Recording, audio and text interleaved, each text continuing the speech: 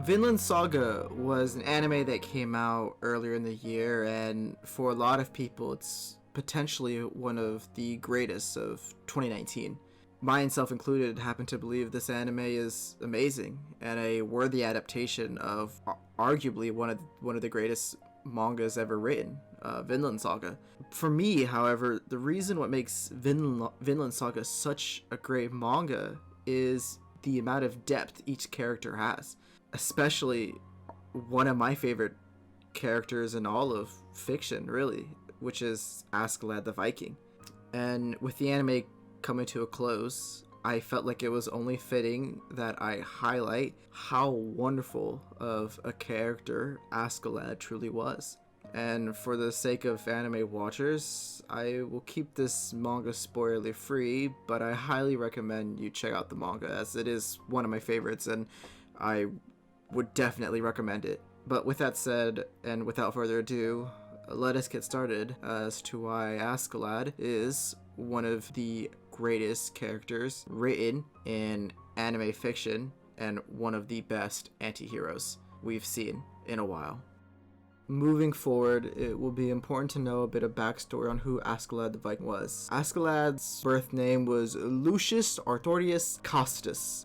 Forgive me if I butchered that. My pronunciation isn't the best, but I tried. He was named after Lucius Artorius Costus, same name. Askeladd claimed to be a descendant of this great Roman military commander, but goes by the name of Askeladd because it was a nickname given to him by his mother. His mother, Lydia, was a Welsh noblewoman who was captured and enslaved by Olaf, a Viking who, to my knowledge, was also the king of Norway, but I was not able to confirm that, so I don't know if that's true or not. So, but he was a Viking, and he was Danish. So note that this was during the Danish invasion, making Askeladd half Welsh and half Danish. Soon after Lydia gave birth to Askeladd, she was discarded by Olaf and left in the stables, where over time she grew weak due to the poor living conditions. Askeladd felt he had a responsibility to take care of his mother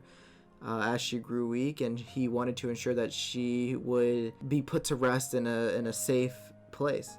Askeladd viewed this place to be her homeland, where he decided that he would act in vengeance and kill his own father Olaf and make his way to Wales, where he can bury his mother.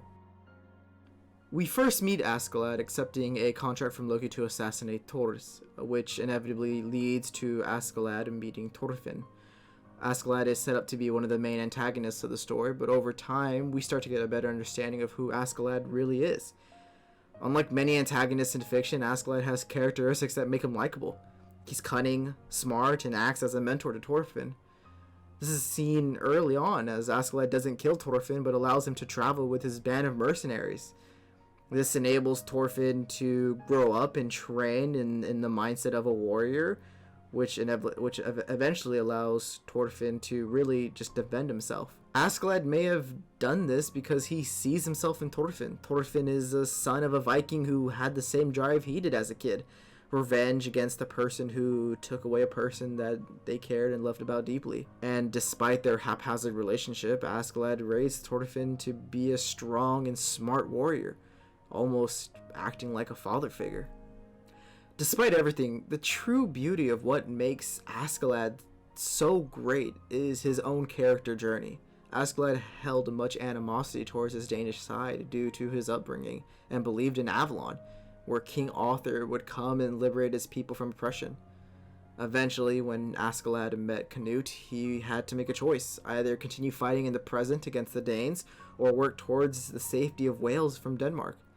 Askeladd put his newfound faith in Canute and worked towards making Canute the new Danish king, who promised to protect Wales if he were to achieve king. And when that opportunity presented itself, Askeladd, without hesitation, reached out and grabbed it, also knowing this would bring an end to his odyssey. Askeladd, while presented as an antagonist, was never the monster he was believed to be. If anything, Askeladd was a catalyst for the protagonist to set off on their own journey in self-discovery. Askeladd is the portrayal of nobility, courage, and altruism. He valued his ideas and died for the sake of his people. Qualities that make up a wonderful hero in the eyes of myself and along with many others. There's so much more I can say about Askeladd, but for the sake of making future videos, I'll hold off for now.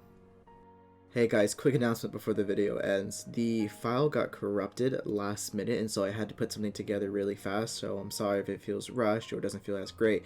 There were many other things I wanted to say in this video, but I wasn't able to get to it, so there's going to be other videos coming out. Probably revisit this video sometime in the future, but nonetheless, I do hope you enjoyed watching.